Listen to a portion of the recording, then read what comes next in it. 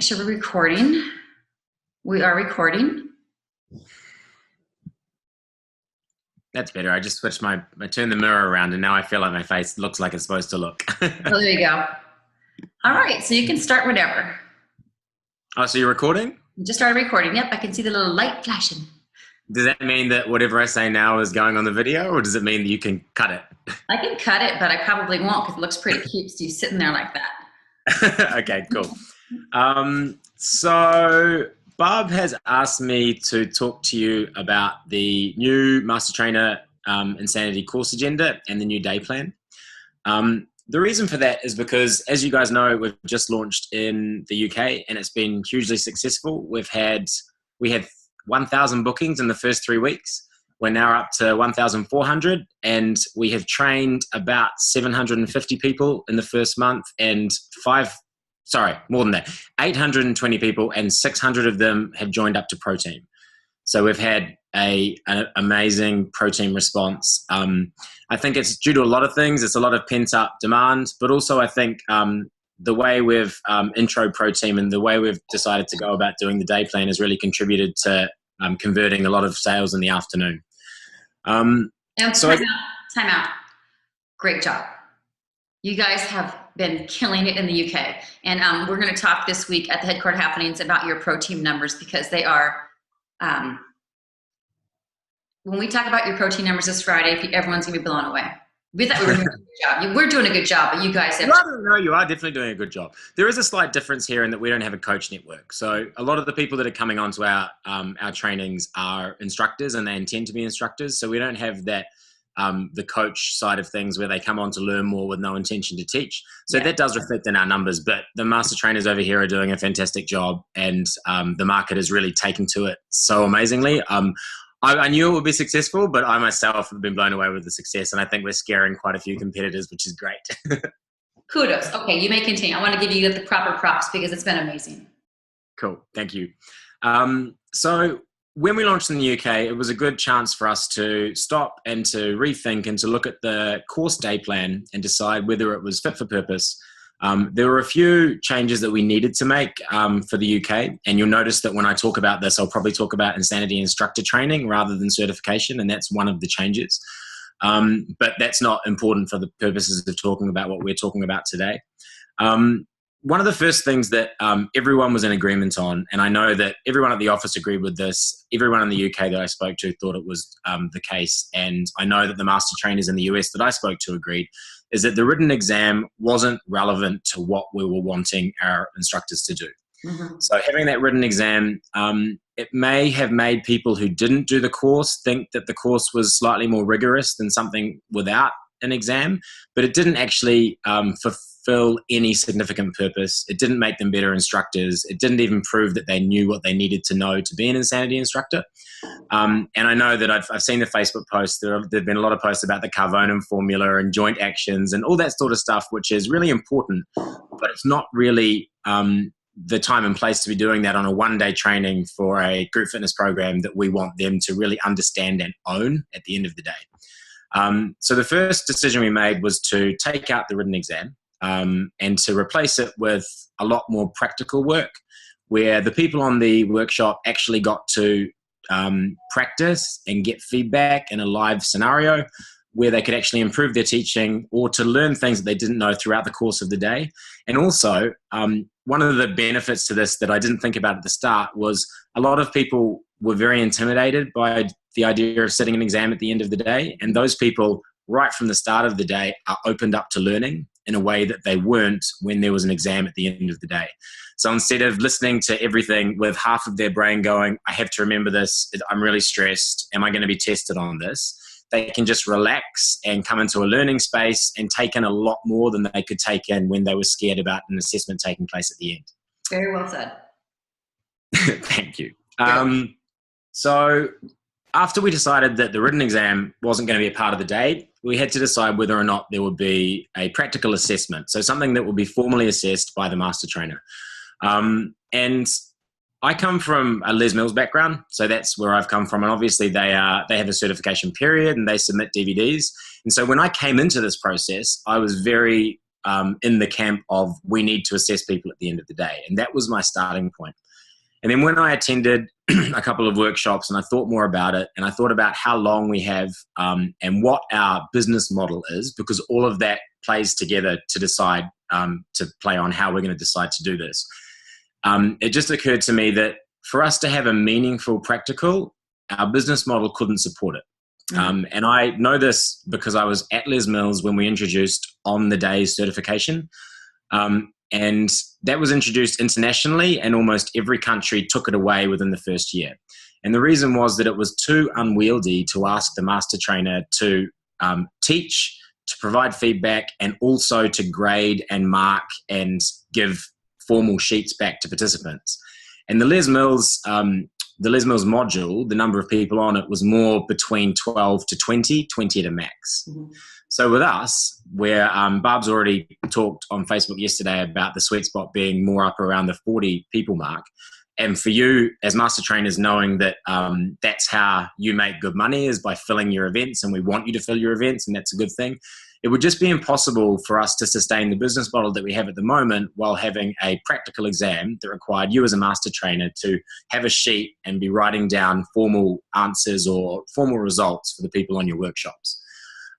So we had a choice. Either we chose to not have a formal practical assessment, or we had to make a decision to perhaps drop down the number of people on your courses or your workshops to 20. And I think you'll agree that dropping the number of people is the lesser good option here. And so we came at the approach of how do we make this day really, really meaningful without having a practical assessment. And when I say that, I don't mean that they don't get assessed. I just mean that we don't have a summative assessment. So we have formative assessment during the day rather than summative assessment at the end, which means that the whole day they're being provided feedback by the master trainer and from each other. That's a pretty important part of the day, is that they work in groups and we ask them to give feedback to each other so that they can learn.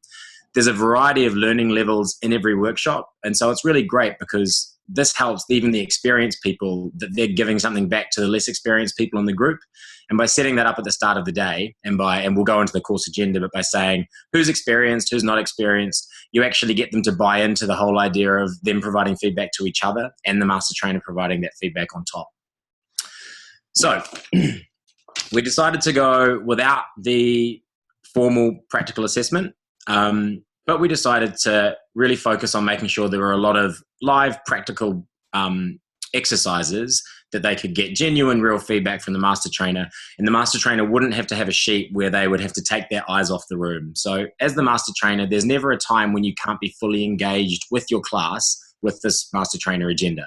And for me, having been a master trainer and still taking workshops, that's a really, really important thing because I like to be in the room. Mm-hmm.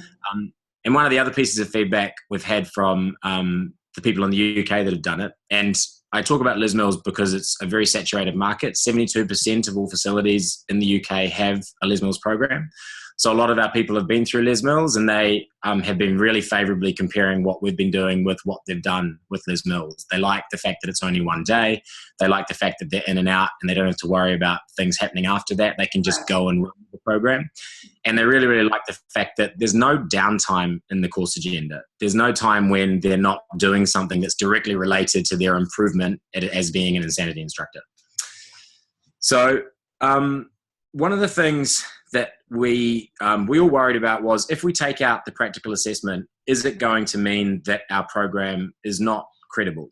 And there's always those people that put their hand up at the start of the day and they say, if you're not examining people, how does that prove that anyone that leaves here today actually knows how to be an Insanity instructor? The reality that we know is that the written exam didn't provide any proof of that to begin with, so we haven't really changed anything. But the way in the UK that we've decided to proceed with that is that we very clearly at the start of the day set some objectives for the day and some agreed outcomes that we're gonna work towards on the workshop, and we signpost those outcomes at the start using a visual, usually on a piece of flip chart paper or maybe writing on a mirror, and we spell out the objectives very, very clearly. And then throughout the day, the master trainer goes back and says, right, we're still dealing with objective number 1. Do you feel like you've learnt that? And then they buy into it a little bit more. And we also say very clearly, we are providing you with all the skills and information that you need to go out and teach this, but we're not formally assessing you. But all that means is that you can learn without the stress of having to be examined at the end of the day, and you can take more in. So spin it to a positive really, really easily. Right. And I've actually been surprised by how easy it's been to spin this into a positive, and people are really, really enjoying the course, which makes it so much easier to do. So the 3 outcomes, and I can send these through to Barb and she can put them into a document. It's very, very simple. And the day is structured in a way where we basically deal with these in a chronological order. The first outcome is understanding Insanity as a group fitness program. So understanding the workout, understanding the class format, understanding where it came from, what we're seeking to achieve, and why we do it.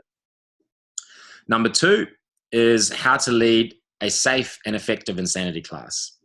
And when I talk about this outcome or objective with the class, I say quite clearly, we're not going to make people the best instructor they can possibly be. We only have 8 hours. So we have to focus those 8 hours on the most important things. And the most important things are ensuring that they can teach the round that they've been given safely and effectively. So making sure they understand what's happening in those moves and what are the essential cues they need to say for people to perform that move safely and effectively. And provided that they can do that, they can go and teach the class. And that comes back up in the agenda later on in the day. And the third thing is the benefits of being Insanity instructor. And this is where we talk about pro team. And we talk about pro team the whole day. They're not 3 separate things that don't intermingle. Sometimes you have to say, well, we're going to be talking about this later. Let me get back to that. But once you've got a good grip on the agenda, it's very easy to stay within the particular objective that you're talking about at the time. And with those 3 outcomes, you can focus on 1, 2, 3 during the day. And then at the end of the day, you can say, right, just to recap, do you know this? Do you know this? Do you know this? And I have not had one person say no, although I'm sure one day someone will. Right. Okay. Any questions, Barb, that you've got for me? No, I don't have any questions. I have 2 points to this. 1, dry erase pens work very well on writing on group X room mirrors. So sometimes you don't have the Post-it paper, dry erase pens that you can write on a mirror and you can erase. And it looks quite professional compared to like flip chart paper that's all messy. Yeah. So it's just a matter of thinking outside the box. And the second thing is you brought up how you talk about pro team throughout the day.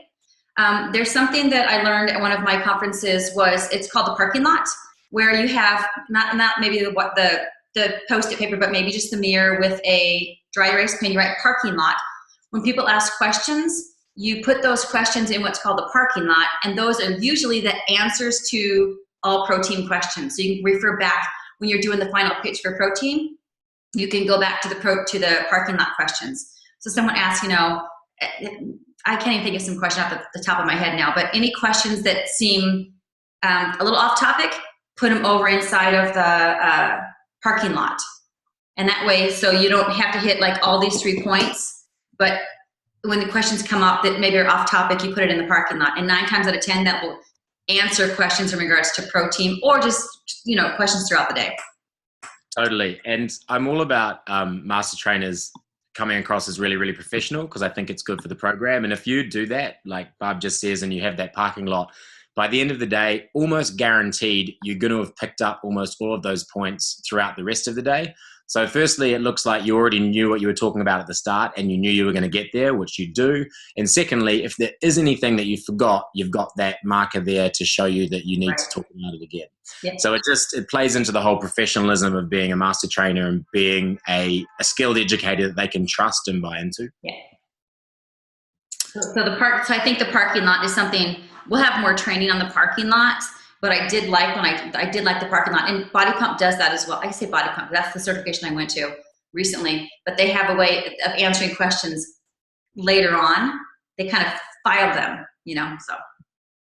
And they've spent hundreds of thousands on getting expert educators from all around the world to feedback on their modules that they've been doing for years, which is why I feel like I have quite a good grasp of this. And when I came into it, I felt like I could add something to the process, because I've come from that background and I've been involved with Les Mills for so many years that I'd seen our modules change from being something quite basic to something quite sophisticated, which just creates better instructors, but it's also good for the program because people really feel like they've got their value for money. They do set the standard, and I'm taking notes of what you're saying, and I just realized the notes I'm taking. Can you see what it's on? Your body pump workbook.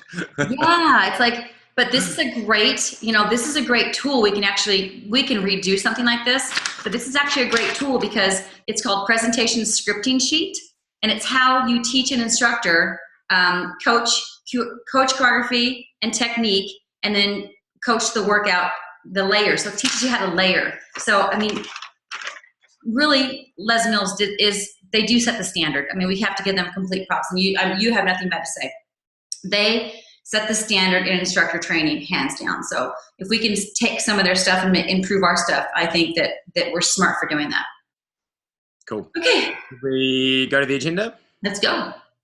Okay, great. So we start with having the check-in 8:45 to 9. This was partly because in the UK, the trains, most people catch trains and we want them to get to their train on time, but also because I find that after 4 o'clock, people don't listen.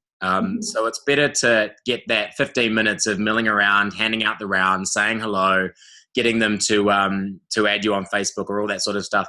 I'd rather get it out of the way and then get started at 9 rather than have 15 minutes of doing that, just because after a full day, people's brain switches off. There's only so much time that people can listen for, and I think that 4 o'clock's about the cutoff. So I try and get all of the learning in before 4.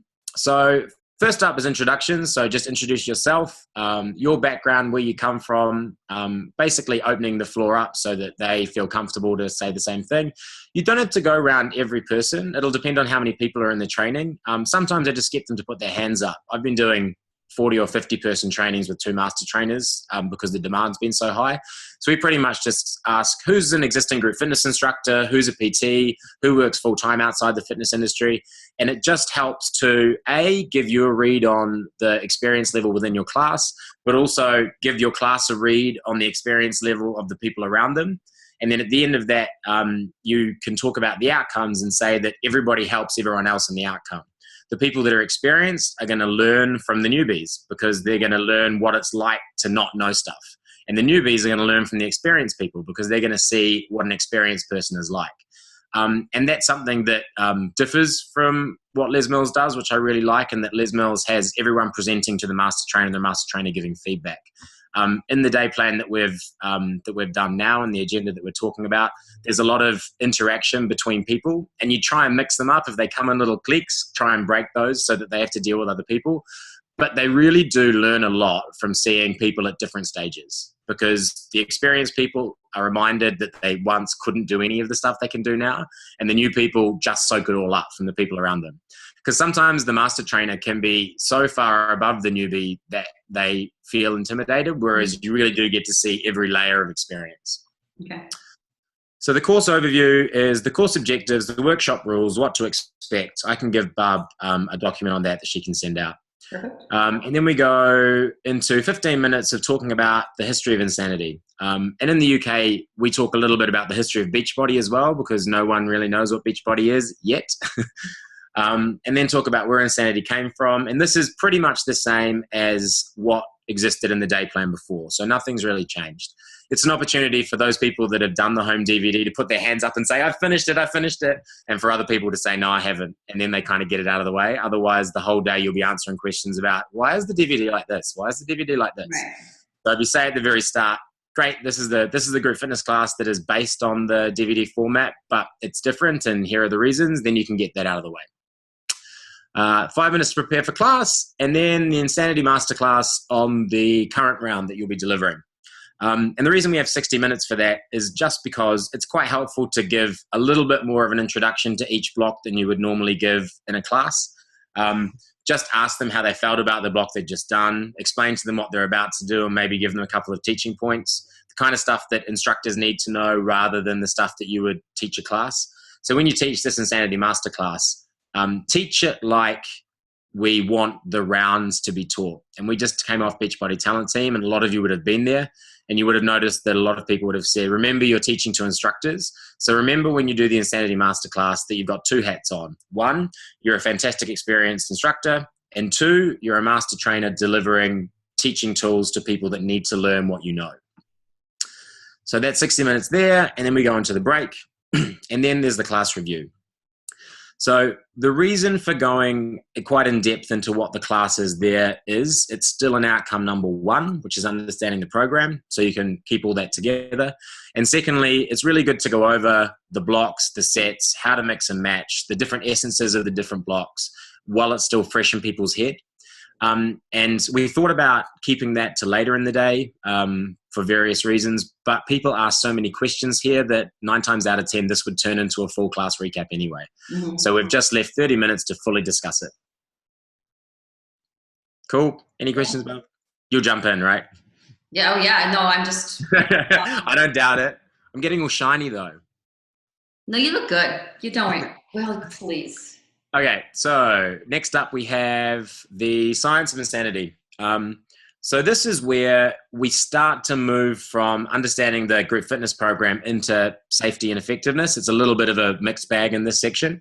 And we talk about max interval training and EPOC, talking about the afterburn, the reason why interval training has become such a big fad in fitness. Well, not a fad, a proven results-based way of working out and why it suddenly got such a high profile in fitness.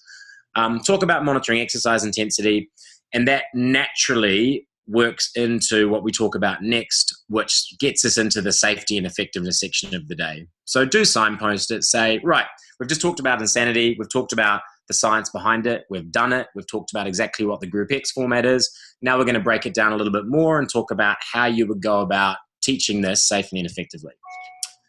So that takes us into insanity exercise technique, where we talk about the kinetic chain checkpoints. And you'll notice that here we've taken out some of the stuff about skeletal actions and skeletal system and joint actions and that sort of stuff. Again, like we said at the start, it's just more appropriate for a base qualification. If people don't know it, you can't teach them that in a day. And if people do know it, you're just recapping stuff they already know. So rather than labor on some of the points that some people, it's just going over their head completely, we focus on the stuff that they need to know that's specific to what we do.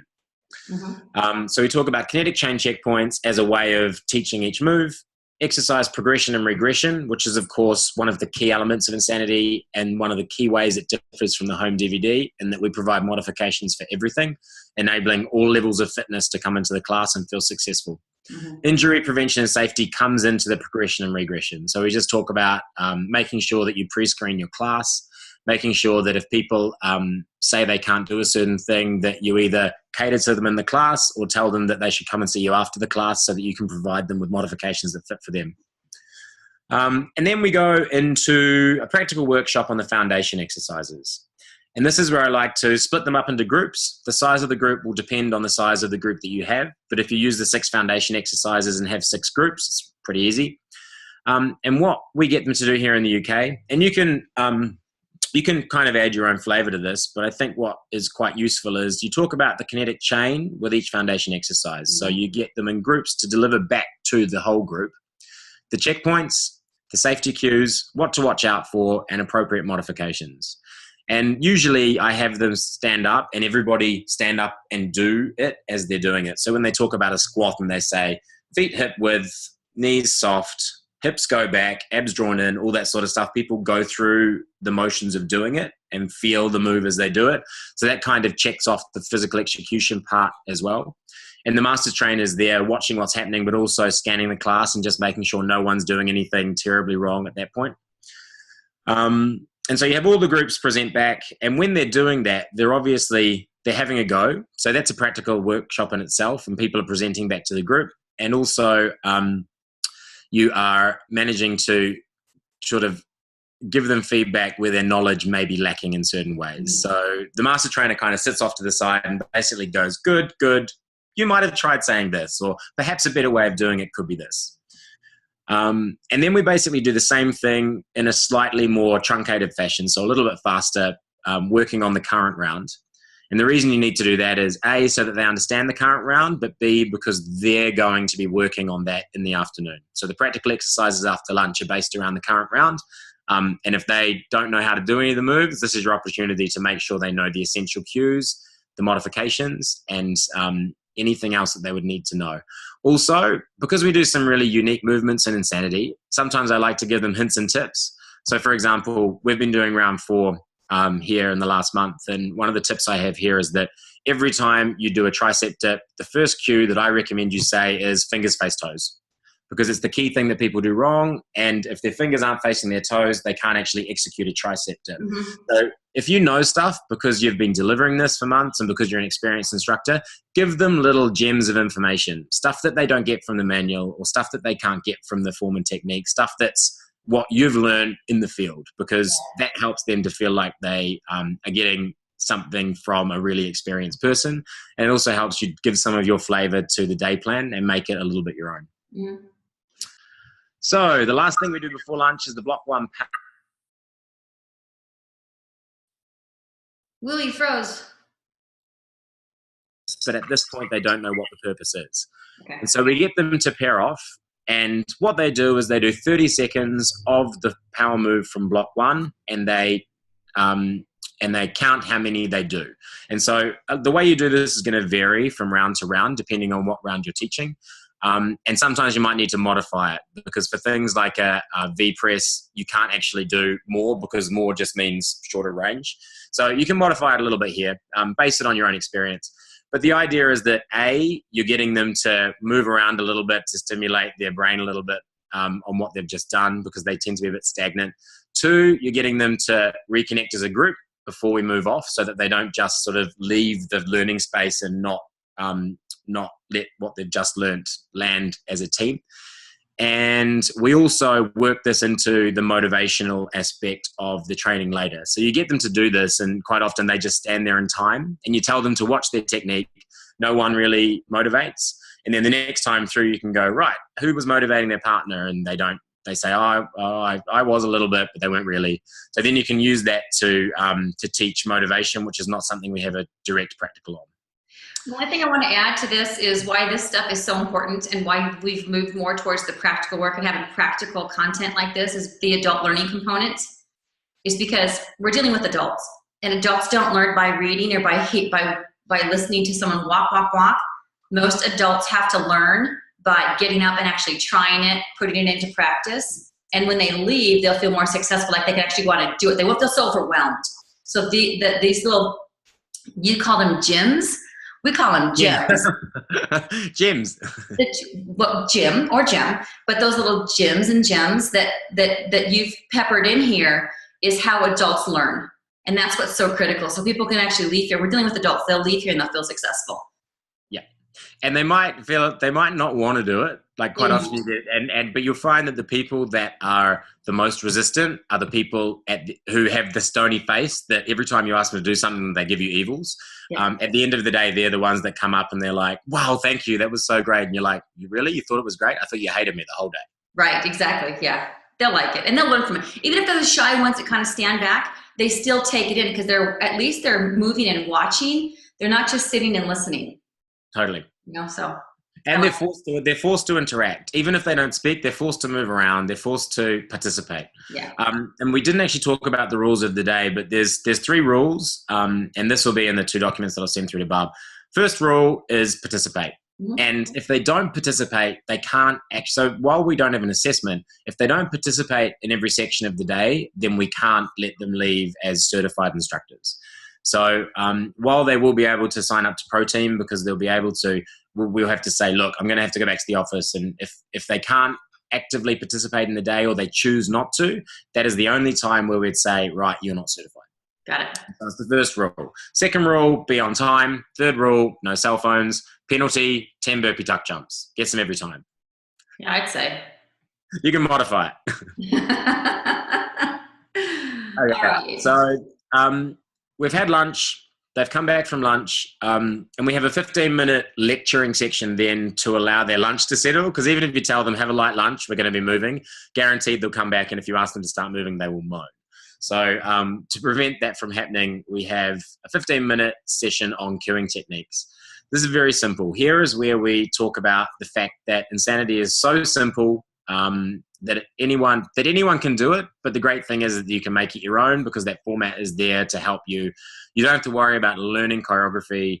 Even if you're not musical, you don't have to worry, because there's a big siren that's going to tell you when to move on to the next move. And then you can give a brief overview of the different types of cueing, verbal, visual, when something is more useful than another, the fact that you need to use them both rather than one or the other, all that sort of stuff that you guys know already. Nothing's changed there. And then we go into the practical workshop on set one cueing. And this is actually pretty similar to Les Mills in that Les Mills has layering. And here we're kind of layering too, because we're focusing on different things in different sets. And this is sort of the ideal blueprint for how to deliver Insanity really, really well. And it's what we do on the DVDs now as well. So it's in set one, you got to set them up, tell them what to do, get them moving. In set two, help them to refine the movement, get them anticipating the change so that they maximize the time they're working. And in set three, let them own it. And so those are what the three practicals that we focus on. Set one practical, just getting them moving safely and effectively. So very clearly focused on objective number 2. You split them off into small groups. And what I normally do here is I get everyone to go into groups of 3. So you split it up into groups of 3, maybe a couple of groups of 4 if you have to. Then you number everyone off, 1, 2, 3. 1, 2, 3. Make eye contact and smile with them when you number it. Helps with connection. And once you've got them to number themselves into groups of 3, say, right, remember the groups that you're in, because you're going to be doing that as a practical. But now I want you to get into group 1 over here. So block 1, block 2, block 3. And I give them a sheet of flip chart paper on the floor. And if you haven't got flip chart paper, it doesn't matter if you're in a location where you haven't got it. If you have got it, then great. But basically what they do as a block group, so you've split them out into little teams and they're in 3 big groups, is you ask them to, for each move of their block, so they each have a different allocated block, do 3 things. And this is what their set 1 cueing practical will be based on. 1, name the move. Always the first thing that you do. 2, say the things that you need to do to execute the move correctly and safely. And 3, provide a modification. So just those 3 things. And they write them down. And obviously you've gone over the foundation exercises, you've gone over the current round. And so here they're having to curate the things that they will say. They're having to choose some things that will be better than others. But when they present back to the group, you get to have a group discussion about what you would and wouldn't say here. The thing I like to emphasize here is that there's no right or wrong. There's only better or betterer. You can say it with a British accent. Betterer? Can you say betterer? Oh, it's a word in New Zealand. Kiwi accent. You can say betterer. So you get them to do that for their block. And then you get someone to stand up and present. So here's where you do the adult learning stuff, and that you go around and you offer one person to write, and then the person who's a learner from writing will take the pen because they like to write. You ask them to present back someone that didn't write, and then the person who tends to be more of a kinesthetic learner or an oral learner will want to talk back to the class. So you're capturing a few different styles and you're forcing them to participate a little bit. But you get 2 people to stand up, and one to either hold the flip chart paper or they can do it in pairs, and basically just present back to the group those 3 things for each move. 1, name the move. 2, safety, how to do it. 3, modification. That's it. And you use that as a group discussion. And the basis of this is that when you teach set 1, this is what you need to do. These are the 3 things that you need to focus on, and it's all you need to do. And when we go into the practical, which is where we get them back into their groups of 3, and you put the music on and you let them teach one set as if it's set 1 in a class. So person 1, block 1 goes, and then you give them some feedback based on what you saw. And then person 2 goes, feedback based on what you saw. Person 3 goes, feedback based on what you saw. And the concept is that you're getting them to say these 3 things and these 3 things only. So what I normally say at the start of this is 3 things. Name the move, tell me how to do it and give me safety, modifications, shut that up. And really encourage them to stop talking, because it's important for them to understand the concept of space within that 30 seconds, to understand the concept of letting a cue land rather than crowding it out with other stuff. And also that people only have a limited amount that they can take in. So you want to make sure that you're only giving them the essential information and not wasting the listening that they have on stuff that doesn't matter. Right. And let the music motivate. It's like, say key things that are important and that are valuable, and then let the music go. Because I think sometimes instructors, especially new instructors, get so nervous. They think they need to just give cues, talk, talk. Cue, Totally. give the modification, give the motivation, let the music go. And that's let the music speak, exactly. And that's exactly what the practical exercise is designed to bring out, because the person who does block one, you're kind of putting them in the slightly shitty position, because guaranteed they're going to talk too much. Yeah. And then after block one, you go, right, how did that feel? Did you feel like you were talking a lot? And then you use that block one person as a way to encourage block two person to say less. And then you encourage block three person to maybe space out what they're saying. So by the time they're done to the third block, everyone has seen it so many times that they can pick and choose their style, and they can see what really feels good. I think it's brilliant. Totally. The way we order that out is you get them to, basically the master trainer stands in the middle, and the groups are in like a clock formation, stand in the middle, spinning around, monitoring everybody. I encourage the master trainer to call out the moves, because it's not about them memorizing, it's about them practicing. Okay. So usually I let the buzzer go, and then almost always people look over their shoulder, like waiting for you to give the cue. So just give them the cue. Don't make them work for what the cue is. Don't have it written up somewhere. Just say it. Have your microphone on, and when the buzzer goes, you go pike jumps. And then they get down and they do pike jumps, and they say it, and they give the safety and the how to do, and then they give the modification. So de-stress it and allow them to do it practically, rather than worrying about what it is. Because otherwise they'll stand there frozen for 10 seconds, not knowing what the move is, and miss the opportunity to learn. Right, power move challenge number 2. This is just an energizer to sort of shake it off and get them back in the room. Encourage a little bit of motivation to come in here between the partners when the other person's doing it. So one person does it for 30 seconds, the next person does it for 30 seconds. And then we go straight into a practical workshop on set 2. So this is exactly the same as set 1. It doesn't take as long because they know what they're doing. You get them to get back in their block groups, and you've divided that sheet of paper in 2, and you get them to do the same exercise, but for set 2. So what they're doing in set 2 is they're looking how to fine-tune the movement. And this comes directly out of the manual. It's a little throwaway section of the manual, but it's really, really important. And which is why I've emphasized it on the day plan.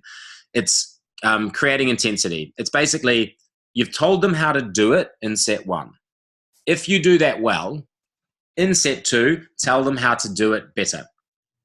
And this is where I tell them, if you don't do set 1 right the first time, you can't move to this. So you can't move to how to do it better until you've told them how to do it. And so this is what you would do in set 2 if you do it right. And when they go out and they start teaching themselves, if they teach 3 set 1s in their first class, that's okay, because they're still telling participants what to do, how to do it safely. So this is where we're teaching them how to, once they have a grasp of what they're doing, how to teach a better class. So set 2, intensity cues. How do you do it better? Encourage them to use things other than just deeper, faster, higher. Not just what, but how. Mm-hmm. So if they say, squat deeper, how do you squat deeper? You take your hips back further. You sink your butt. All the different types of cues that they could use. Encourage them to think outside the box when it comes to what they're saying. And here it might be reach your arms higher, or it might be tickle the ceiling. Like there's not one way to say something. And this is where you get people coming up with their own individual style when they present back to the group, and it's kind of fun. This is also where you can use the dry erase on the mirror, and you start collecting those motivational cues. And so when people are actually doing the training, they can look up and catch some phrases on the mirror. Yeah. Or you can deposit them on the mirror. So people will leave with a whole library of nice motivational cues that fit their style. And this is where it starts to get a little bit more fun, because people are freed from having to think about exactly what they need to do. So they start to motivate a little bit more. It becomes a little bit more relaxed. And you'll find that a lot of people won't know what to say. They won't know how to tell people to do it better, but that's a good learning curve for them, because they realize that that's something that they're going to need to add to their teaching. Mm-hmm. And even the experienced teachers sometimes haven't stopped and thought about, how do I break down what I say? Right. And Insanity is unique in that we do this 1, 2, 3 power move, basically 3 sets of work. 3 sets of work can have 3 different focuses. 1, get them moving well. 2, make them do it better. 3, drive it home. And that by focusing on those 3 different things in the workshop, we can get them to be delivering great classes because they're not repeating themselves. That's our secret sauce. Exactly. That's our secret 11 secret herbs and spices, but it's 3 sets. Yeah, it's perfect. Okay, so at that point, we have a break, basically just so that they can run to the bathroom. For those that know that they're able to sign up to ProTeam, you can tell them, right, we're going to be talking about ProTeam next. You can even tell them I'm not sure the situation in the US, but in the UK, they can sign up to ProTeam from midday. So a lot of people know that they want to sign up to ProTeam before they come into the workshop. They already know the benefits. They're there to learn and then to join. So tell them to join at lunchtime so that at the end of the day, you have less stuffing around with the bonus rounds and you can just give it out to them. Okay. But you give them a break. And when you come back, you've moved into outcome and objective number 3, which is the benefits of being an Insanity instructor. We're going to give a more detailed training on this in the upcoming months to really focus on what you need to say in order to sell ProTeam really, really well. But basically here we are talking about what happens if the way I usually structure it is I say, right, if you leave here today, this is what you can do and all the things that they can do if they're not on ProTeam. Explain to them that they have 12 months cumulative from the date that they leave the training. And then you get into ProTeam. And I usually talk about first the content. So telling them they get the regular content updates, how awesome the content is. Second, the marketing materials, all the access to the logos, the branding, all that sort of stuff. Third, the valuable training and education that they get through ProTeam. And then fourth, I talk about the listing on the website of classes. So gone are the days. So not only do we provide people with a poster that they can put in their community center, but we can also say that we're living in 2014 and we've actually got a place that they can put their class on the website as well, which is a good distinguishing thing from competitors that we have in the UK, because we're the only Zumba kind of do it, not very successfully, but none of our major competitors in the UK have the online class listing. So that's a real selling point for us here. I'm not sure how it is for you guys there. Same. Cool. So but also by going into that listing last is where we deal very, very subtly with anti-piracy and IP infringement. In that after talking about the class listing, I say, not only do ProTeam people get a listing, but everyone that's trained will be in the listing. And this is where I kind of say in a joking way, this is where you can check up on people if you suspect that they're not a ProTeam member and they're using the logo, or you suspect that they're teaching Insanity and they're not a certified Insanity instructor. You can actually look and check. And you see a few people's eyes light up because when we talk about ProTeam, you know, there's a cost associated with it. They have to sign up. So you really need to sell the value for money. And part of selling the value for money is saying that we will stand behind what we are giving them. And if they can check up on other people and send an email through to compliance@beachbody.com, or I'm not sure if that's the right email address, but to the compliance email address, then it empowers them. It means that we get a few emails going, this person's using ProTeam and they're not on ProTeam. But that's good for us because we don't want that to happen. Because if that happens, it devalues our product. And so here, what we're really doing is selling them on, this is what's great about ProTeam. You can check up on everyone. And if you want to dob people in, you can, but seriously, do dob them in. And it's there's a skill to doing it in a way that doesn't make them all feel like enemies. But if you do it effectively, it's a really, really good tool because it makes them realize, I'm paying for something that's valuable. And Beachbody isn't not going to do anything if someone else doesn't pay and uses the logo. Right. So it covers anti-piracy, but it's weaved into the benefits of being on ProTeam rather than a stern section on anti-piracy, which is what we could have done otherwise. So that's the end of ProTeam. People know that they can join up. That's my favorite part of the day because I feel like a lot of people are like, oh wow, that's quite a lot. Like the people that don't realize what you get when you talk about all the stuff you get from ProTeam, generally they're pretty happy. I haven't heard anyone complain that we don't give a lot on ProTeam. And one of the things we're going to work towards is getting some more stuff uploaded. So getting some refreshes on the marketing. So I know Barb and Kimberly are already working on that. We took some photos at Beachbody Talent Team, which we're going to hopefully work into some more marketing stuff. So we're always going to be adding to that. And it's the only choice if you're going to teach Insanity, is kind of the way I sell it. If you're not sure about whether or not this is right for you, then that's okay. Join up to Pro Team when you're sure. But if you know you're going to teach this class, you've got to be on Pro Team. No two ways about it. And then the last thing we do is motivational cues. So there's 3 sets. Set 1, set it up. Set 2, make them work harder, make them work better. Set 3, motivate them. Power move, motivate them. We don't have enough time to do a practical on motivation, but that's the reason we did the power move challenge before lunch and in the middle. Because you say, okay, how motivated did you feel in the first power move challenge? Not very. How motivated in the second? A little bit more. Right, so you talk about motivational cues, and then you have the third power move challenge, which ties it all together. Because in the third power move challenge, that doubles as their practical for motivational cueing. So everyone has to motivate their partner using the types of motivation they would use. And this is just a way of making sure we tick off all the things that you need to do when you teach a class without having to do a whole nother practical. So it means that, and also you have a winner on the day, you encourage a little bit of competition, a little bit of sort of people wanting to one up the other one. Normally I get 2 winners and then I make them have a press up off or something like that. And then you can have a prize for them at the end of the day. Like it could be, I mean, it might be a Shakeology pouch or a shaker or a drink bottle or something small. It's more about the participating rather than the prize.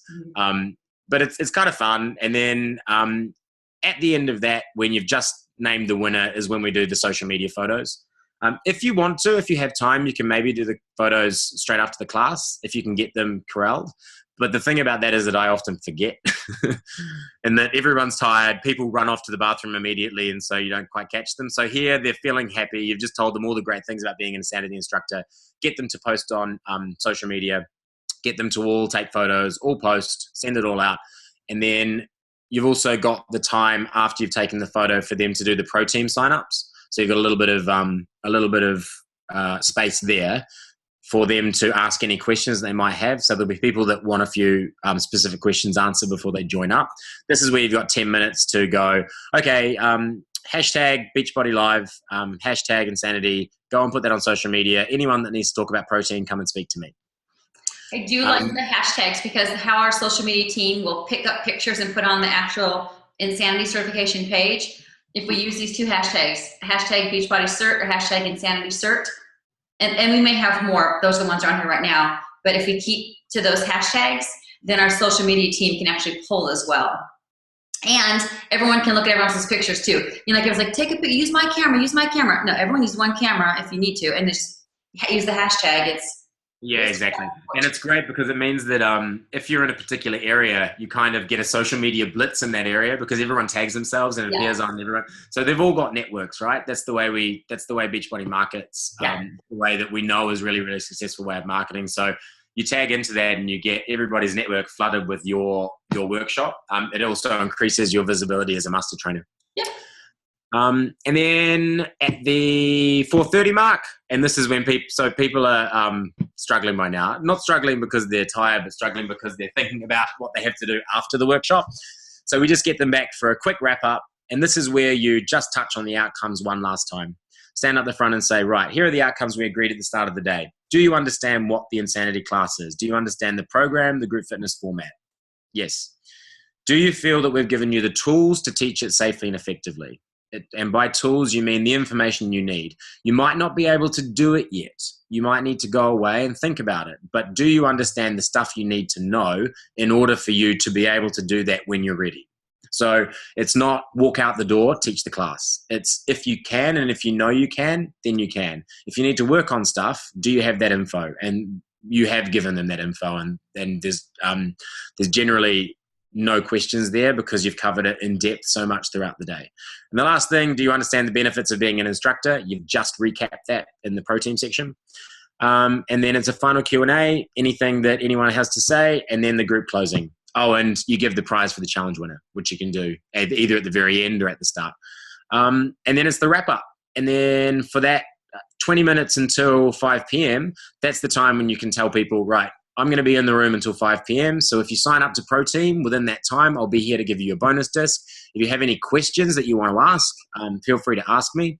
And this is also where, if I haven't said it throughout the day, I make that one last social media comment, which is don't forget that that we're a community and that the learning doesn't stop when they leave the workshop. And so I give them my Facebook name again, encourage them to join the Insanity Certification group, remind them that all of the questions they have been asked before and they're posted on the Insanity Certification Facebook wall. Encourage them to get involved with the social media because they can learn how to implement it in their communities, how to do it in their gyms, how to teach it in their church hall, in their community centers. All of that information is already existing on Facebook. They can go and learn so much. But also, if stuff percolates up in the next couple of days, they can send you a Facebook message and ask you about it. So to keep in constant contact with you as a master trainer.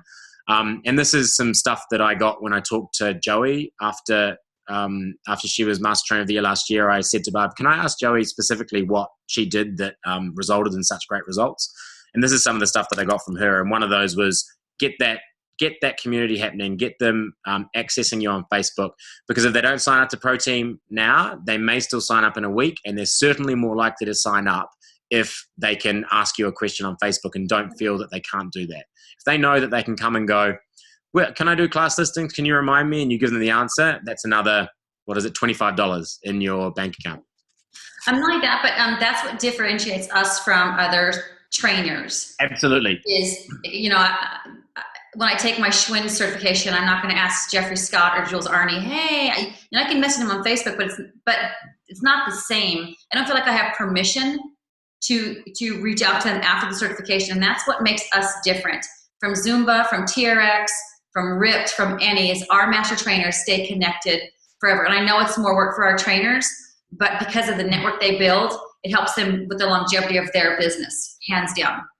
Absolutely. And that's I think that's one of the things that's contributed to our success, is that we've only got 4 master trainers plus me in the UK that have been training so far. And those master trainers, trust me, they have earned every Great British pound that they've earned in the last month, because we've had so much demand and so many questions. And it is a little bit of a headache, and you do sometimes want to tear your hair out at some of the questions you get, but it's such a differentiator, and it really will keep people involved with our programs for longer. And as we grow as a business globally, it's just going to make us, it's just going to differentiate us and give us that one step ahead, in the same way that Beachbody's used the powerful networking influence to grow as a business as a whole. I agree. All right, well, awesome job. I will get this up and posted to the website as soon as possible. Will, don't hang up, but I'm going to stop the recording. Okay. Bye. So I say I'm going to stop the recording. Stop recording. Bye, everybody.